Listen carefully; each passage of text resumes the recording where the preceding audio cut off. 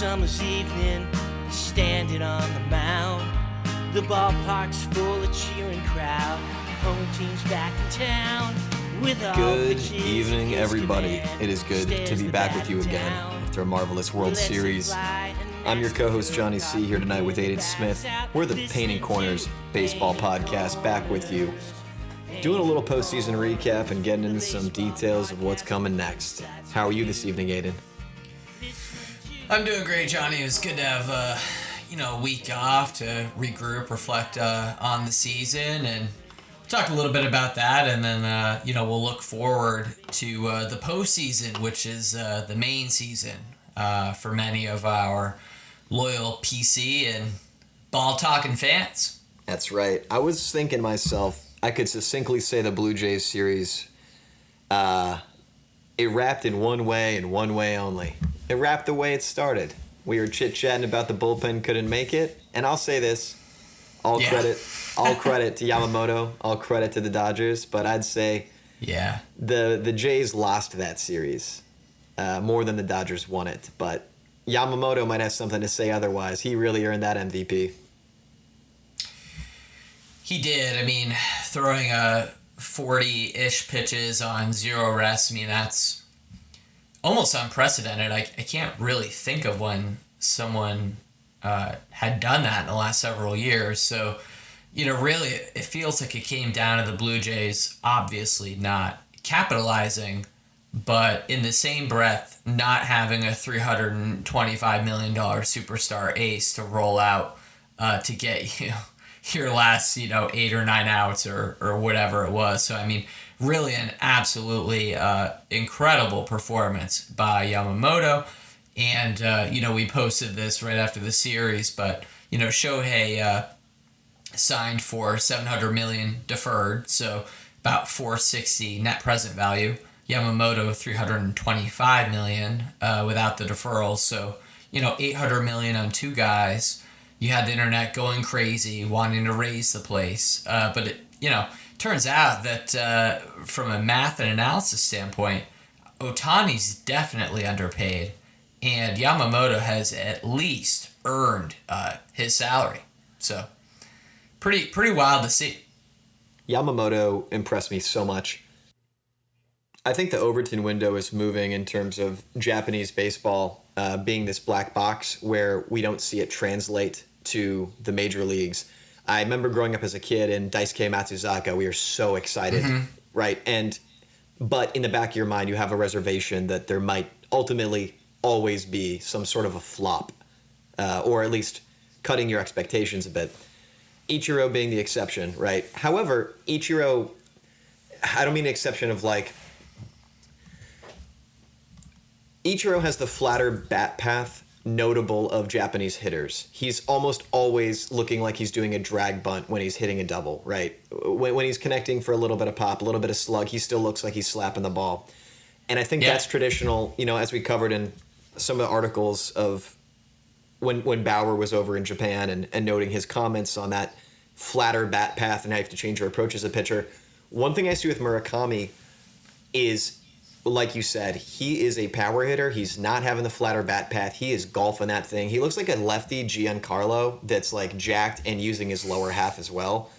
It's actually a really pretty swing. But, point being that between Ohtani, Yamamoto, I think that window is starting to shift of our expectations for the translation from NPB to MLB.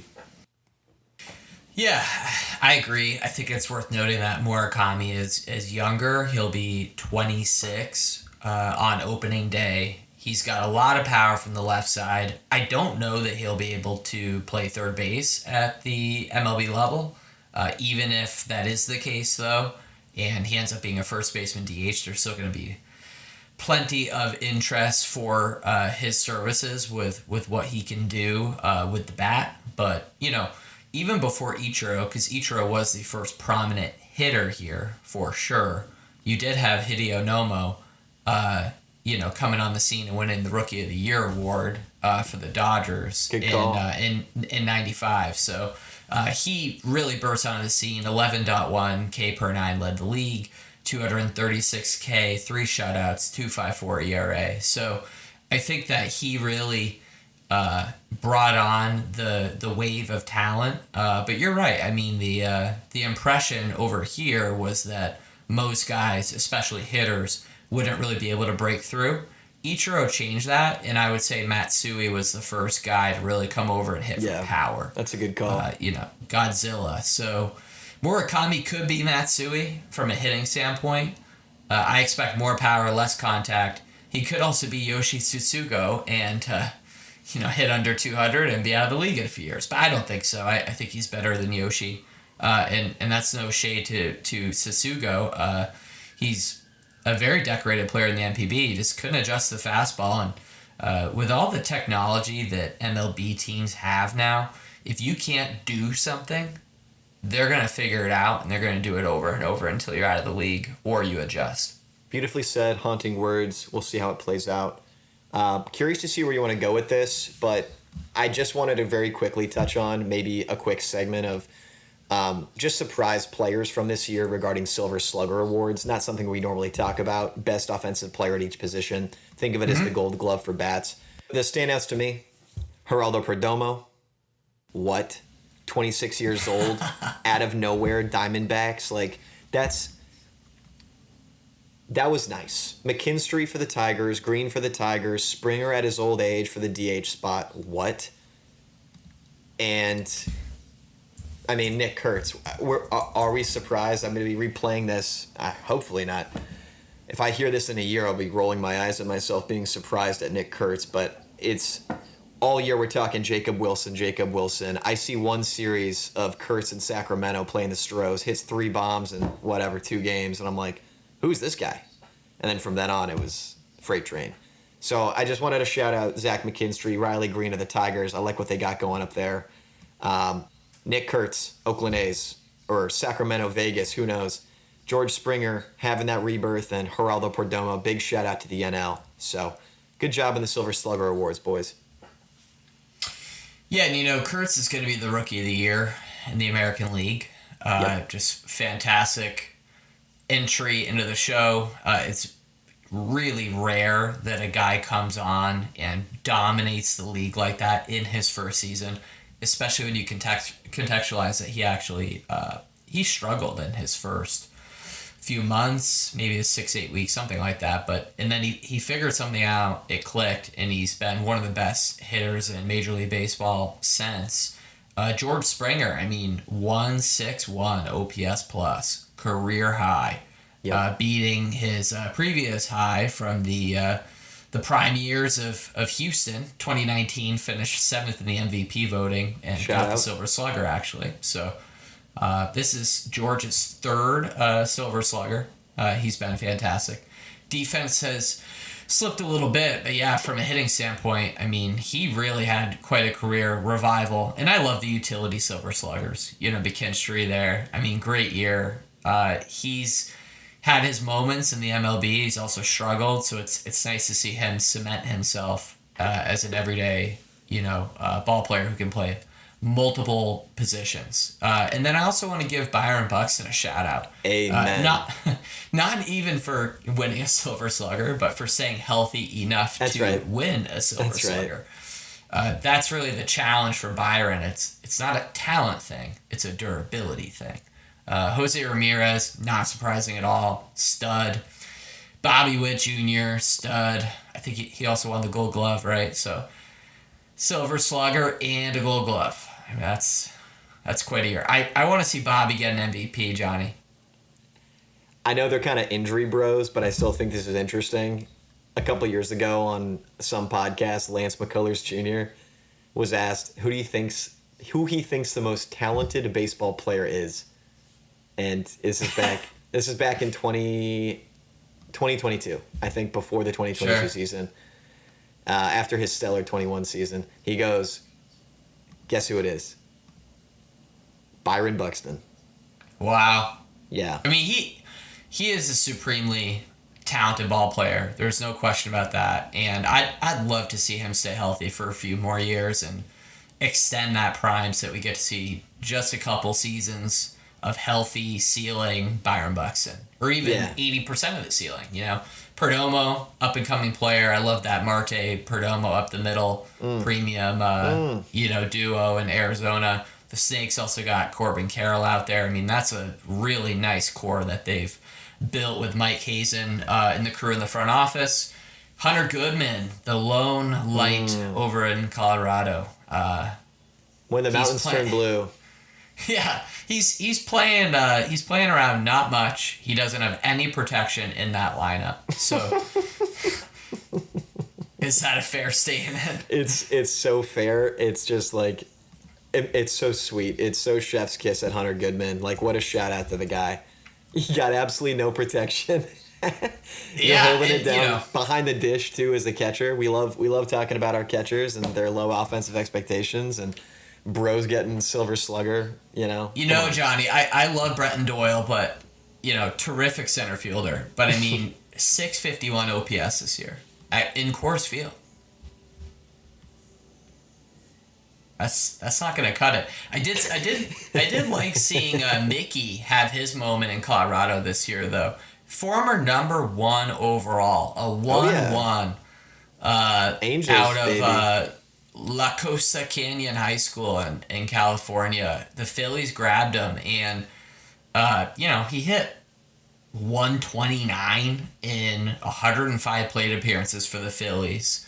Angels picked him up. He did okay, but 94 OPS plus over 3 years. And this year, 115 OPS plus, 824 OPS. So there are a few things in Colorado. Hunter Goodman's the star, but it was nice to see Mickey have some success. And I love seeing Polar Bear Pete, have a good year in New York. I think he's gone. Is he staying in the Big Apple? Is Polar Bear Pete staying in the Big Apple? What was his deal he got last year? Was it like opt-in with it? Was it the Bregman deal? Like $1 million opt-outs? What did he get? It's one of those pillows, yeah. So he had the 1 year 30 with the player option. Ooh.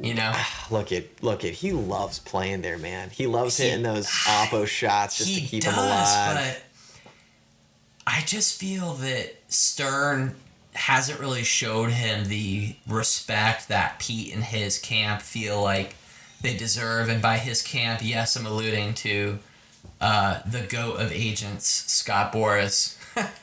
This is the Scott Boras podcast? Yeah. The Mariners haven't successfully negotiated with Scott Boras in like 20 years or something like that. It's my money and I want it now. Have you heard that before? The Mariners haven't successfully worked out a deal with Boras in, I think it's 20 years, which is unbelievable when you consider the market share that he has, but it's true. So, you heard it here, folks. Pete Alonso is not going to the Seattle Mariners. To his credit, we see the numbers decline. Homers past 3 years, 46, down to 34. Oh, 2025 comes around. He gets insulted. He doesn't get the fatty offer. Cohen's flirting with Soto all winter. Alonso's an afterthought, and he comes back with a vengeance. Highest OPS in the last few seasons, 871, 38 bombs, a 272 average, and the most plate appearances and at-bats in the past 3 seasons. A couple things here. One, I think it's important to mention, and yes, I've said this before, but the league hit 245 this year. Yawn. Don't want to hear it. Polar Bear Pete's the king. Just kidding. Where I'm going with this is, it's not the 272 of your old man generation. 272 is actually pretty good now. Back in my day. That's 27 points above the MLB average. So get off my lawn now. And used also, to be able to buy LinkedIn Premium for only 2 Bitcoins back in my day. Used to be able to buy a house for a lawnmower and a bucket of grease. Fair enough. But what's his little scaly boy, the old OPS plus hitting that? Hit me with that. Hit me with the WRC plus while we're at it. So yeah, Pete, 144 OPS plus. He had the 147 in 19 when he had that famous Rookie of the Year season, the 53 bombs. Gangster. And then he had the 146 in 2022. So he's within earshot of his best seasons. He also led the league in dubs, otherwise known as two-baggers. 41 doubles. Talk to me like I'm a youngling in the Jedi Temple. So I know WRC plus and OPS plus. Those are our scaly boys. They normalize it across time and relativity. Got it. It's a cool. But if 100 is league average and Homeboy's doing like 144, you're saying, what does that tell me still?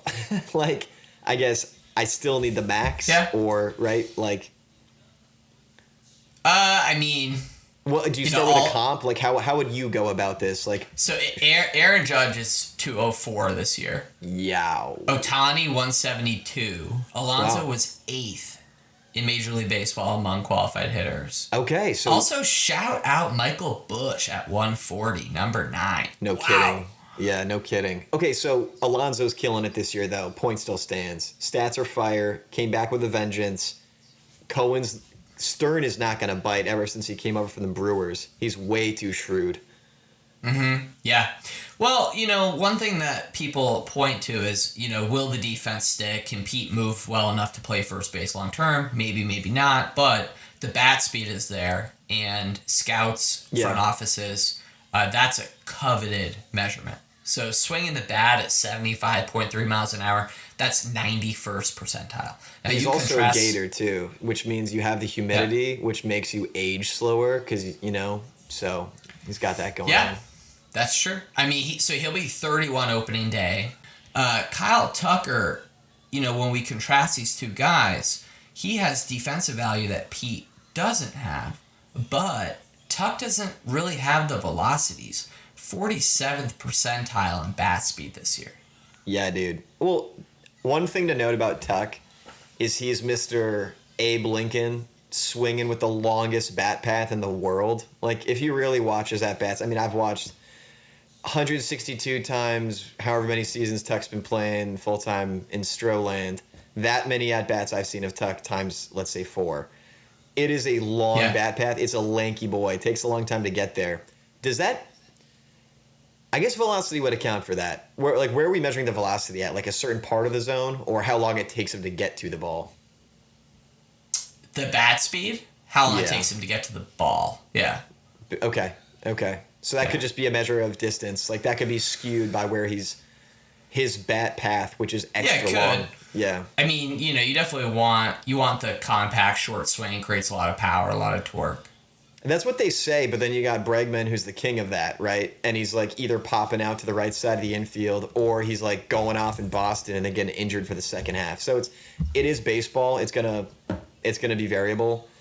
I think with Tucker, you said it though. It's like defense. You got this amazing arm that can throw putouts in its sleep, and he can crank when he wants to. The bat speed's interesting. That's an interesting point I hadn't thought of. Yeah, and I mean, his average exit velo, 90.1. That's 53rd percentile. Hard hit rate, 38th percentile. So Tucker is average to below average in those 3 categories, which are major categories. That being said, on the other side of the argument here, which his agents will be arguing, no doubt, chase rate, 98th percentile. Walk rate, 96th percentile. Ex-Woba. We love our ex-Woba. 92nd percentile. So, I mean, he's got some premium numbers in there. And Eno Sarah said this on his pod the other day, but Tucker's 5-tool light, right? Like, there's no elite tool there, really. I mean, he's career 273 hitter. That's a nice contact ability, but he's not going to win a batting title. He'll hit, 30 homers a year when he's healthy, steal 25, 30 bags. He'll play a good right field, but none of it's elite. You know what he's like to our gun enthusiasts out there? He's like the AR-15. He's just very modular. He's just like a NATO round. He's there. He's carried. It's not the best though. It's not the best at any one thing in particular, but it's just it's the household item. That's kind of what it is. Yeah, for sure. And, speaking of household items, what about Manny Machado at third base this year? This is a beautiful thing. Like, I've been waiting for the next Manny Ramirez-esque character. Like, he has that panache is all I'm saying. And why not another Manny? Come on. I can't get over, though, him sliding into Petey like that. I don't remember. Oh, yeah. Petey's career was over from that slide, really. I need to see it. Yeah, well, after the pod, you got to check it out, Johnny. That's, right. Man, I have nightmares about that slide. Rap Tucker, the broken hand is a little bit of a concern. The payday's looking like $400 million. Who's going to go for him, you think? He had that little hand fracture between his pinky and, what is this, your ring finger? Yeah. And the scan came back negative initially, and then I think they did it again, and it looked like there was small fractures there, so that played a role in the descent at the end of the year. But, yeah, I still think he's going to get, 400-ish million. It's weird because last year he was getting talked about when the Cubs got him as, this elite, headier franchise player. And it's interesting to hear Eno refer to him as a five-tool light. And I would importantly echo Eno's point probably, which is to contrast that with saying he's like a jack of all trades, master of none, or like this utility guy, right? That would be entering the pejorative, and Eno's definitely not saying that. So it is this really interesting place that I don't think, in my mind at least, I have a frame for. Like, is there a comp even to a Kyle Tucker? How do you fit that into your schema? I don't know how. So it's hard to value that for me, I think. Yeah, I think that's fair. I mean, honestly, if you take the durability aside from like a Cal Ripken, I mean, he was an awesome player. Don't get me wrong. He was total absolute superstar. But his elite ability was his durability, and he played an up the middle premium position. But when you look at his numbers, I could see how someone would make that argument, right? Like, there's power, there's contact, there's some defense, but so that's a little bit of a comp. But I mean, Kyle Tucker's not as good as Cal Ripken. What if Kyle Tucker does Kyle Tucker things, though, and he hits you, like, over 100 RBIs, steals you 30 bags, hits you 30 bombs? Like, that's, to me, well within the realm of possibility for Kyle Tucker for the next 3 years. Yeah, and it's a great point. He's also a young free agent, so he's 29 on opening day. Wow. And, over the last 5 seasons, he's averaged 5.1 B-WAR per season. 26.8 homers, 277, 365, 514, 878 slash. And that's a 6.2 B-WAR per 162. Like, that's a star player, but it's not a superstar player. That's all I'm saying. Help me out. Star player with B-WAR would be what? To be a star, 7 and up, probably. Cool. All right. Where do you want to go now? Should we talk MVP a little bit, or I think we've done that? Yeah, let's go to MVP because I think that the B-Wars is a good segue. So to give a little bit of context on what elite looks like, Aaron Judge B-War, 2022, 10.8, 2024, 10.8, 2025, 9.7. Yeah, but here's the thing. I'm not gonna make an analogy right now. Finish your point. Well, that's what an MVP. That's what an MVP WAR is. To answer your question, I mean, you don't even need 10 WAR to win an MVP in every season. It depends on the season. Aaron was competing with Shohei for a couple of those seasons before Ohtani moved over to the National League. Yep. In that massive free agency chase when we thought he was on a plane to Toronto, and then turns out it was just a Shark Tank guy. Poor guy. Can you imagine everyone's faces when you get off a plane and it's a look of despair and disappointment? Yeah. Like just collective. Just absolutely morose. It's like 50 Edgar Allan Poes staring at you in the airport, It's just... That's a tough experience, right? I don't care if you're a billionaire. That's a terrible day. So I have a question for you on this, Johnny. I feel like we've covered the American League. I want to know your feelings on the National League. Namely, there's a couple guys that I think maybe you can make an outside argument for National League MVP. Maybe Kyle Schwarber. The stats don't back it up. Like, at least the F4B were. conversation. Doesn't really back it up. If you watch all the games, at least I'll say I felt like Schwarber had an outside shot at one point. For me, he hit 240. Shohei hit 282. Shohei pitched pretty well once he got rehabbed and he was going. I don't really see how you can give it to Schwarber over Ohtani. I mean, who else do you consider? Perdomo? I mean, we could have this conversation, but it's like gonna be Ohtani, and it has to be Ohtani because It has to be. it's not comparable. All right, so we're going check that box on Shohei. That being said, I just want a quick shout out to our fans in Philly. Shout out Yingling Lager. Shout out the small, narrow streets that infuriatingly go one way. And just the beautiful city of brotherly love. Kyle Schwarber is probably the coolest leadoff hitter in baseball history. Pause. Except for Jose Altuve. But, like, stacking that much power, like that much swing and a miss. Yeah, I know. Tuve's got the power, but like here's the thing. Tuve's also a bad ball hitter, so it's like he's in his own thing.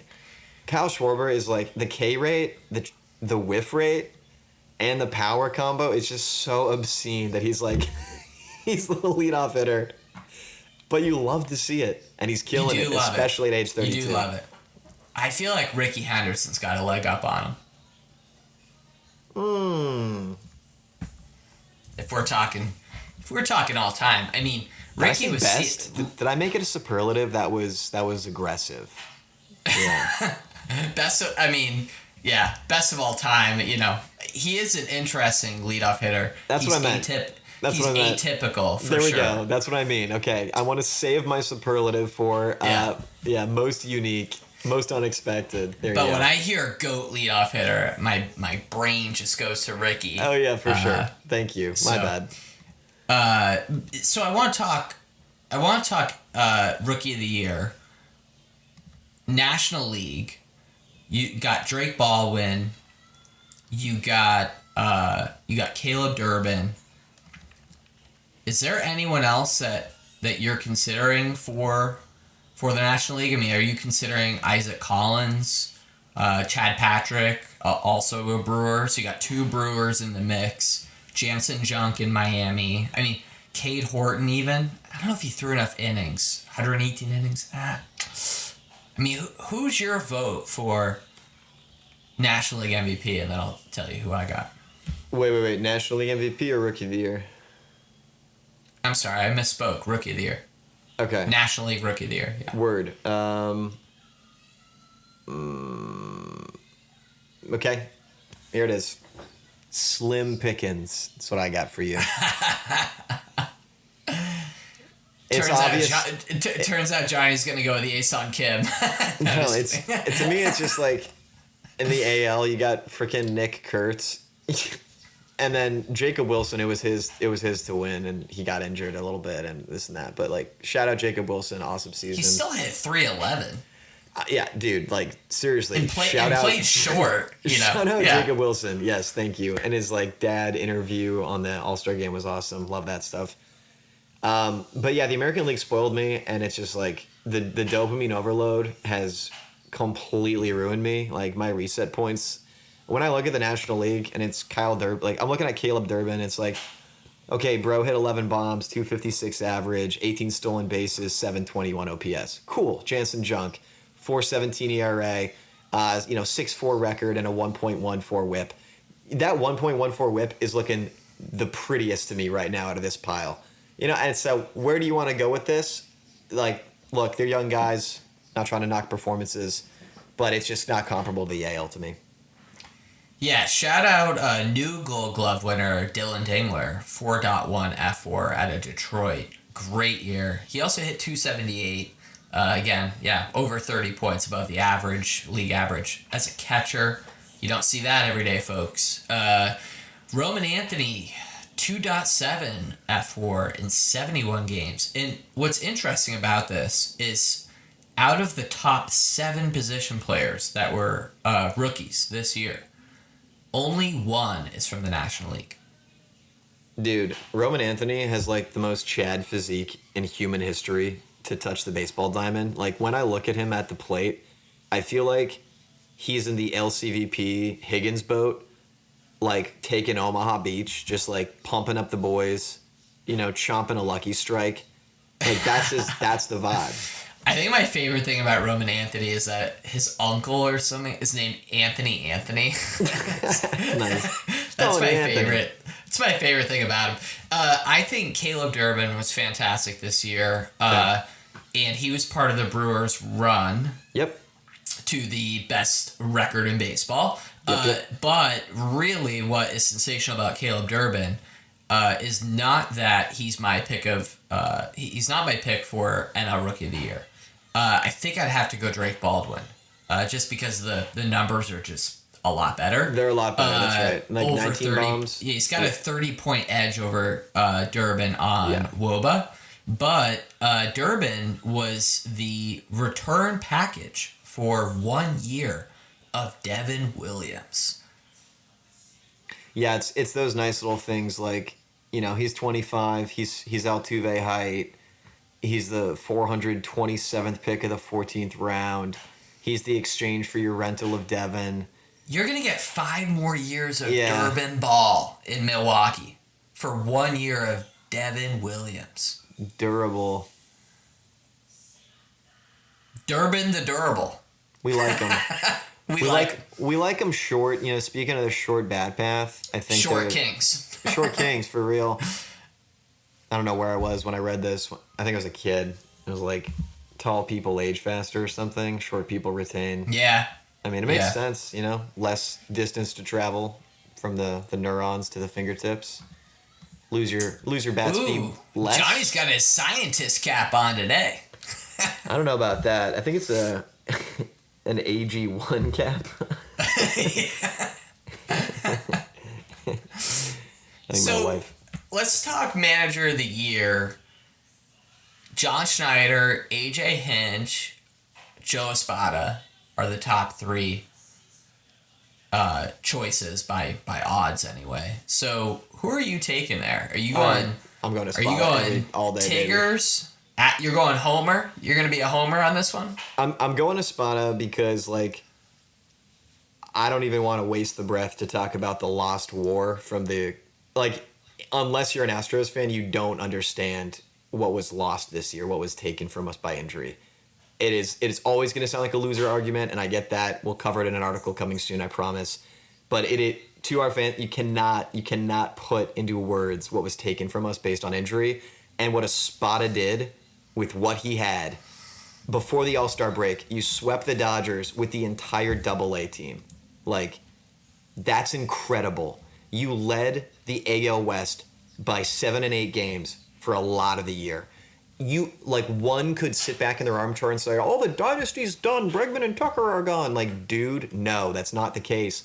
Espada really rallied the troops. He played with what he had. He was very creative, and he never capitulated. So that's okay. Sure. That's the impassioned fan spitting facts. Like, that's me going off for a bit. Like, let me cook. But to bring it back to bigger baseball, I think it is worth saying that Hinch, what he has done is fantastic. Look, you're coming out of Astros glory. You're coming out of there. You're going to the Tigers. And look at this year. Look what you've done. Look what you've done with that lineup. We talked about this earlier about they're kind of a team that bats around, and it's not like one dude you're counting on. You're kind of hoping Torkelson comes up. You're kind of hoping Carey comes up. But it's like everybody's playing a part because homie's shuffling the deck real well. So, blackjack dealer AJ Hinch, aces are wild. Yeah, I love what AJ did last postseason by utilizing that bullpen. He had 1.5 starting pitchers, and I know that doesn't play into this year's manager of the year, but he really is he's a very good manager. With the Astros and Espada, to me, the fact that they had Lance McCullers start 13 games and they were competitive is crazy because McCullers is cooked. I love Lance.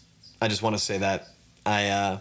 We love Lance. I love Lance McCullers, and I absolve you of your 5 home runs you gave up in Philly when Dusty left you out to dry.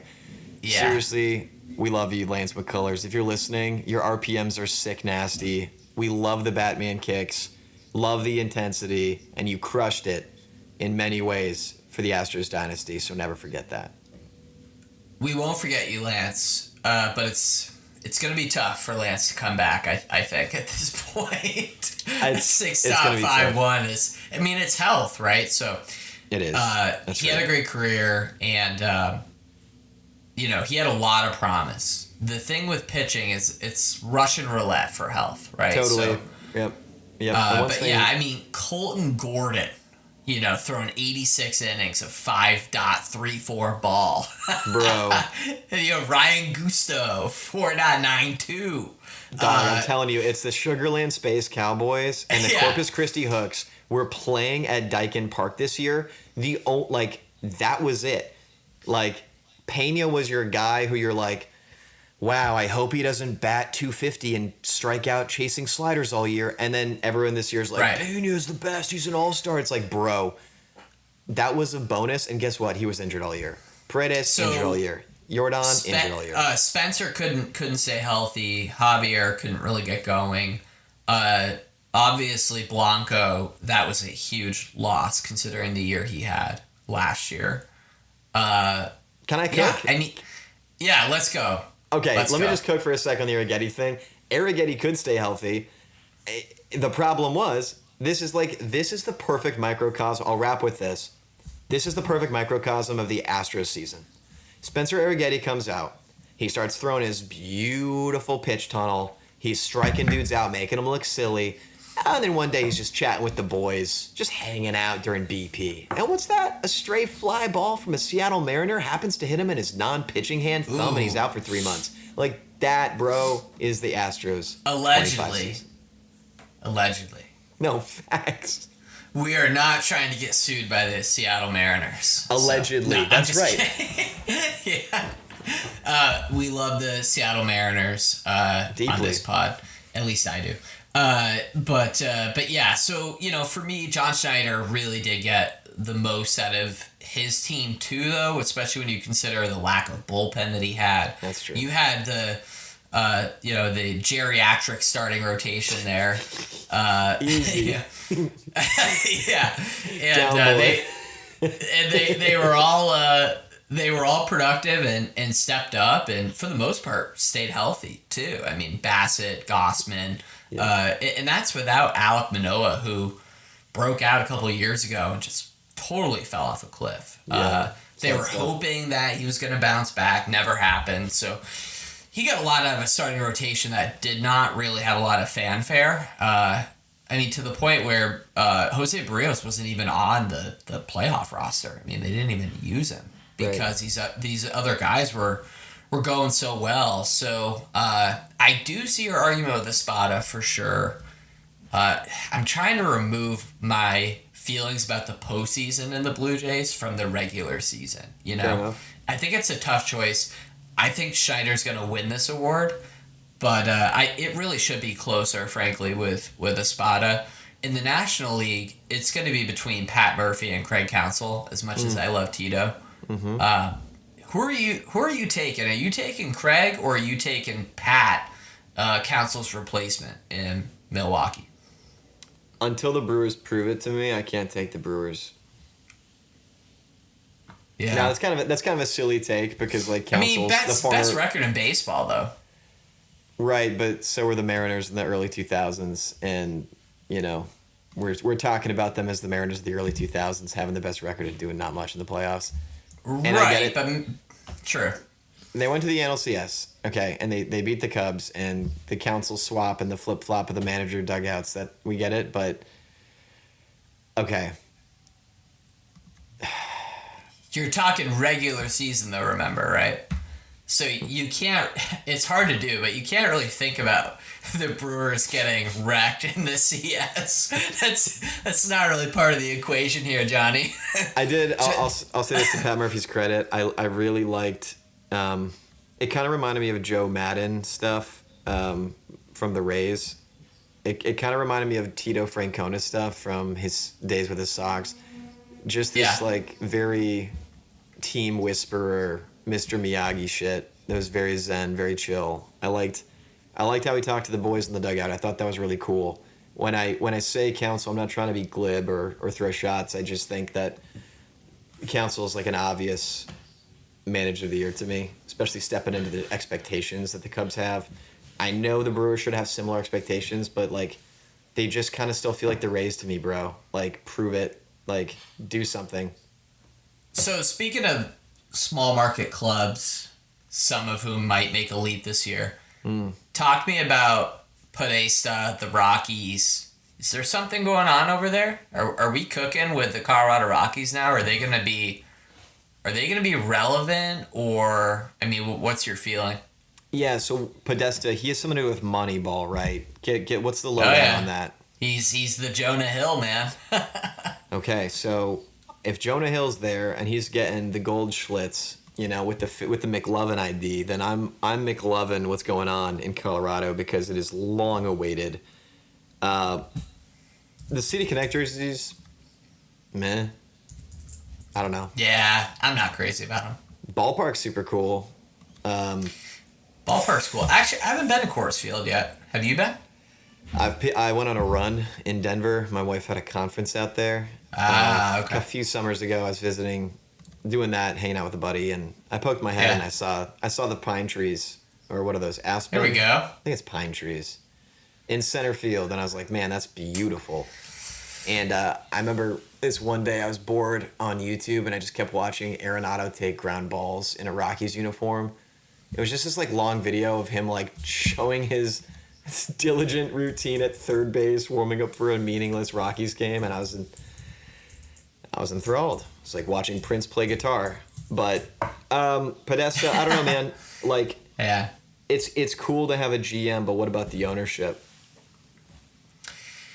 Yeah, the Monfort family, I mean, I don't really anticipate them spending a ton of money anytime soon. I mean, you know, you look at, just gives people some context. The Dodgers paid $169 million in taxes, CBT taxes last year. Yep. Their total tax payroll plus bill was $585.6 million.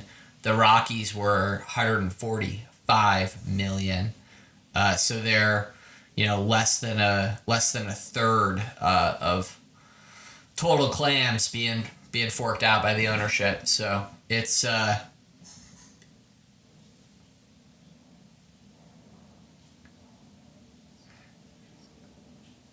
it's all good.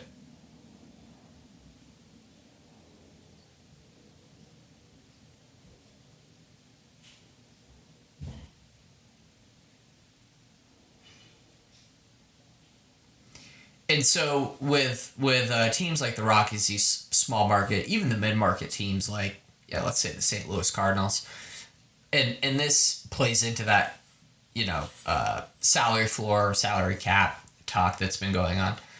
We really do have to see these teams spend more money in order to be able to compete. And, you know, I don't know if a floor in the cap is the answer, but I do want to see the Rockies be relevant, right? They signed Chris Bryant when he already had some problems on the physical, and I hate for that to deter them from making real moves again, just because Chris Bryant didn't work out. But we do see that with these small market teams, right, where they pay the wrong guy, and a lot of times I think that the lack of spending is to disguise being poorly run, because they don't want to, invest in a guy and try and fail. I really think that that's a component to this whole thing. So I would love it if this is a green flag for the Rockies to actually try after winning 43 games. Yeah, I'm excited to see what the Rockies are going to do. I hope that the general manager move is a sign of good things to come if the ownership wants to open up their pocketbooks. And at the very least, to your point about obfuscating poor management with not taking any shots or chances, I think having Jonah Hill in your ball club in the office means you're going to at least make some thrifty decisions and find the Scott Hattebergs, so to speak, out of the pile. So we'll see what happens. We have to wait and see, obviously, with any of this kind of stuff. But wouldn't it be really nice if there was a nice challenger in Colorado? That'd be beautiful.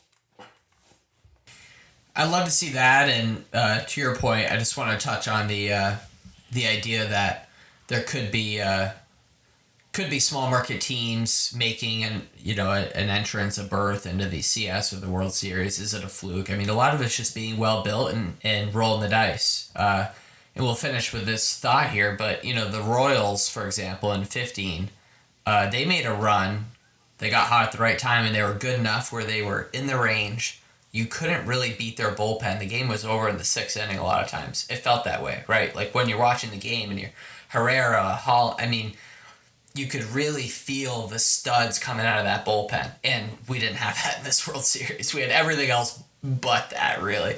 Although Sasaki was pretty good. But, the Rockies in 07 when Boston swept, that team was barely in it. And I want to say they went 20-6 or 20-4, something like that in September. Grabbed a wild card, got red hot, and got the World Series. And that's what it's really about, is being within the margin of error. Nothing special is going to happen if you're winning 40 games a year and you don't have one player on your team that anybody knows. So it's embarrassing. Hopefully we're turning things around. And on that positive note, we'll cut things here.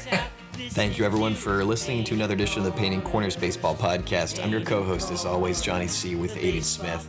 Be sure to follow us on Threads, Blue Sky, LinkedIn, here on Spotify. Like and subscribe to the podcast. Let us know what you think in the comments section.